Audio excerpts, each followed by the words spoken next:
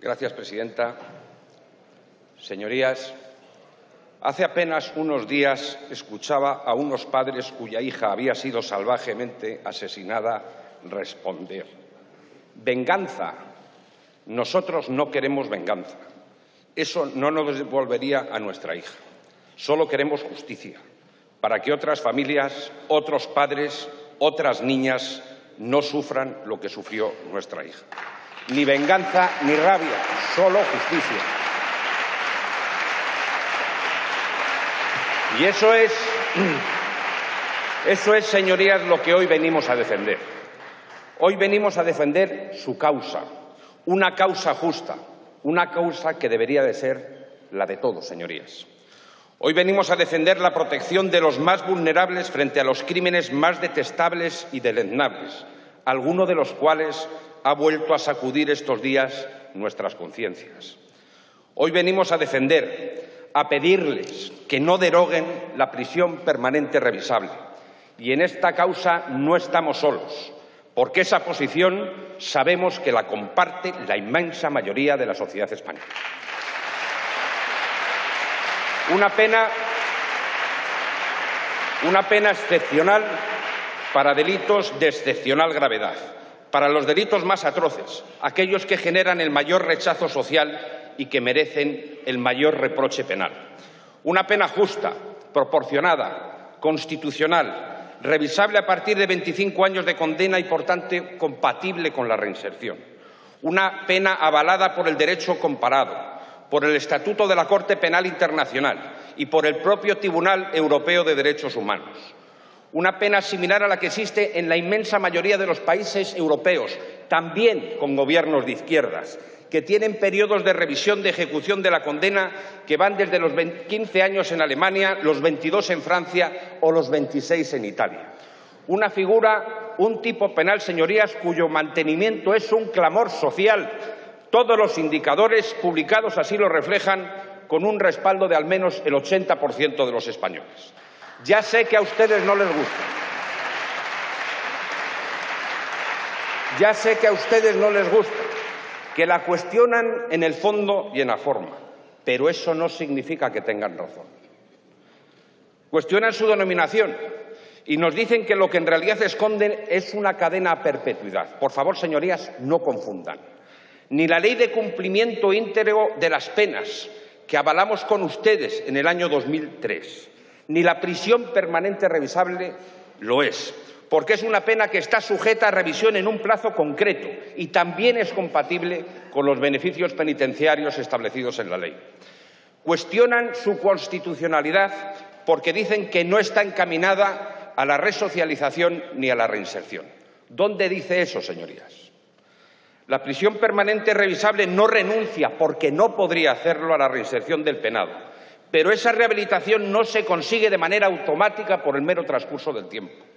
A veces esa reinserción se consigue, pero otras veces, lamentablemente, no. Y es a estos últimos casos y a los crímenes más graves a los que esta figura pretende dar respuesta. Y es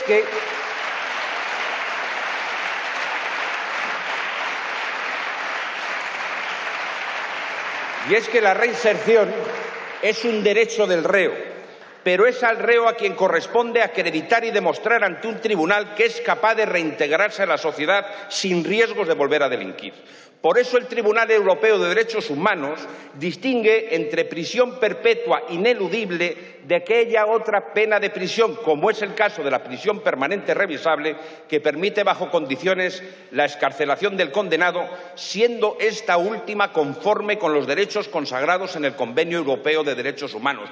¿Cómo va a ser esta pena inhumana si viene avalada por el Tribunal Europeo de Derechos Humanos? Por favor, señorías, un poco de mesura.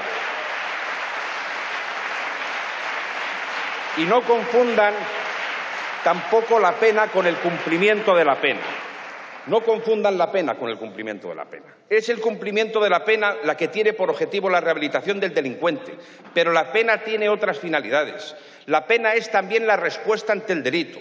Es el componente preventivo y el efecto disuasorio que produce. Significa ser justos con el daño causado a las víctimas y, por supuesto, es la garantía de protección y seguridad a toda nuestra sociedad. Por ello, les pediría un poco de rigor y de prudencia antes de hablar de manera tan concluyente de tacha de inconstitucionalidad de esta pena, porque ha sido informada favorablemente por el Consejo de Estado, por el Consejo Fiscal y por el propio Consejo General del Poder Judicial. Ya sé que una parte de la doctrina jurídica no piensa lo mismo, que la cuestionan lo mismo que ustedes. Ustedes verán. Busquen ustedes, si quieren, el aplauso de una parte de la doctrina. Nosotros seguiremos trabajando y legislando para ganar la confianza del conjunto de los españoles, como siempre lo hacemos. Lo digo porque si en este caso existe una presunción, es precisamente a favor de la constitucionalidad de esta pena. El propio Tribunal Constitucional ha tenido ocasión de pronunciarse obiter dicta sobre este tema y viene admitiendo peticiones de extradición de delincuentes extranjeros por parte de países que prevén penas similares a la prisión permanente revisable. Pero miren, si a pesar de ello les siguen asaltando las dudas, dejen que el Tribunal Constitucional las resuelva. Y dado que ustedes presentaron un recurso ante el Tribunal Constitucional, ¿no creen que lo más prudente y, además, lo más coherente sería no derogar esta pena hasta conocer el pronunciamiento del alto tribunal? Nosotros lo pensamos, se lo pedimos en nombre de la sociedad española, señorías.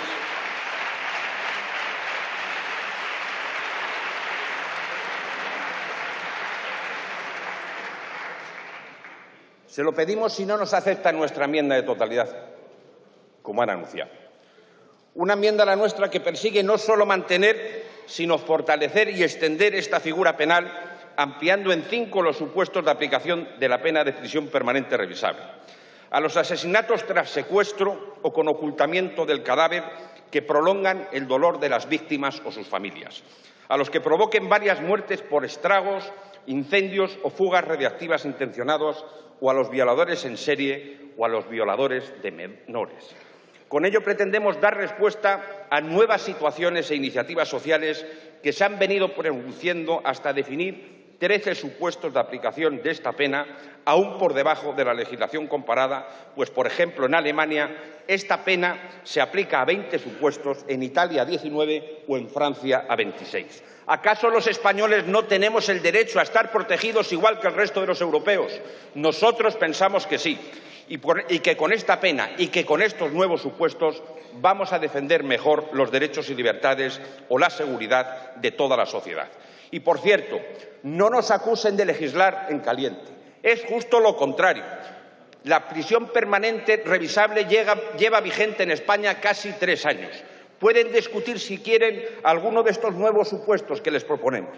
Pero lo que hoy realmente nos jugamos, lo que hoy pretendemos evitar, es que ustedes la deroguen en caliente, señorías. Eso es lo que nosotros pretendemos evitar. Allá su responsabilidad.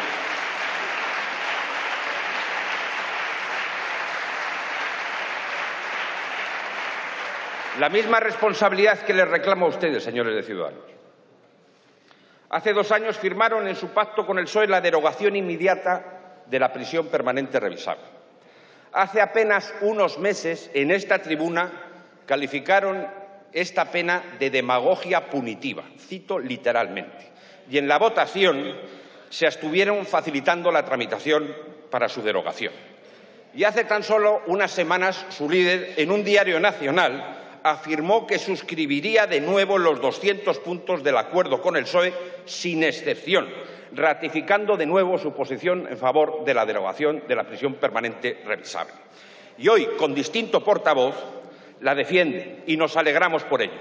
Pero es que encima acusan al sistema de laxitud, por lo que proponen elevar los requisitos temporales para acceder a la revisión de la ejecución de la pena y a los beneficios penitenciarios en una suerte de subasta al alza de tiempos, de todos los tiempos, sin más justificación que esa supuesta laxitud y sin presentar ningún informe técnico ni propuesta de institución alguna que avale tales medidas ni ningún tipo de adecuación de la legislación penitenciaria. Desde luego no es la mejor forma de legislar, señor Girauta, pero en todo caso recordarle que todos esos mecanismos de resocialización de beneficios penitenciarios están en manos de los jueces de vigilancia penitenciaria y de los funcionarios de prisiones. Usted sabrá a quién quiere criticar.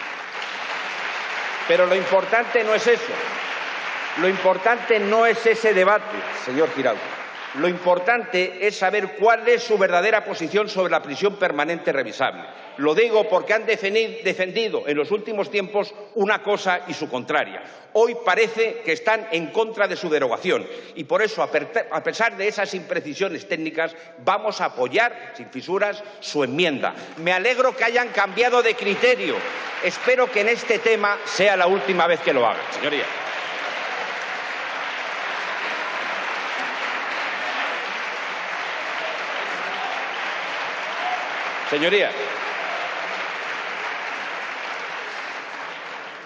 Señorías, existe el delito y la pena porque hay delincuentes, porque no hay ninguna ley que permita vacunarnos contra el lado negativo de la condición humana.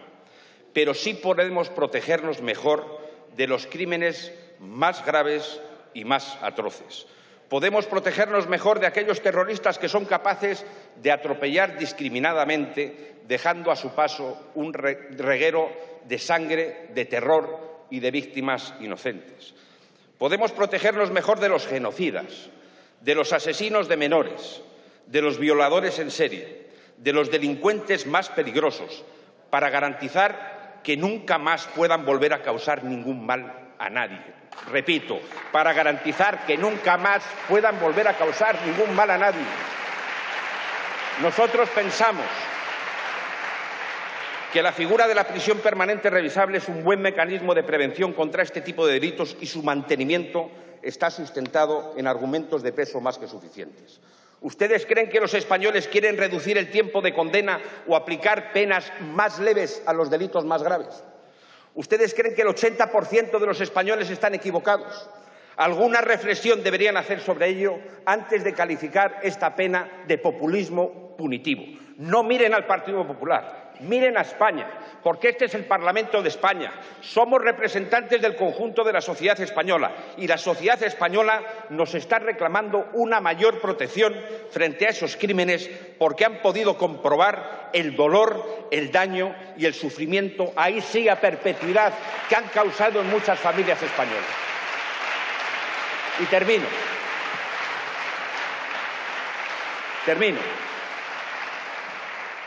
¿Se imaginan alguno de ustedes que esa desgracia nos hubiera ocurrido a cualquiera de nosotros? ¿De verdad estarían pensando lo mismo? Es muy difícil ponerse en esa situación y es imposible imaginar hasta dónde alcanza ese sufrimiento sin consuelo porque no nos ha ocurrido a ninguno de nosotros.